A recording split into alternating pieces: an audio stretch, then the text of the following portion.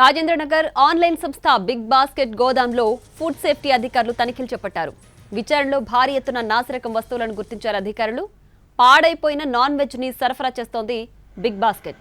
కాలం చెల్లిన ఆహార వస్తువులను కస్టమర్లకు అందిస్తోంది బిగ్ బాస్కెట్ సంస్థ. అంతేకాదు లైసెన్స్ కాలం చెల్లిపోయినప్పటికీ అనధికారికంగా నడిపిస్తున్నారు.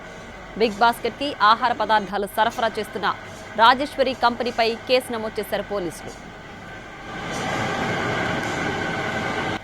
రాజేంద్రనగర్ ఆన్లైన్ సంస్థ బిగ్ బాస్కెట్ గోడౌన్లో ఫుడ్ సేఫ్టీ అధికారులు తనిఖీలు చేపట్టారు.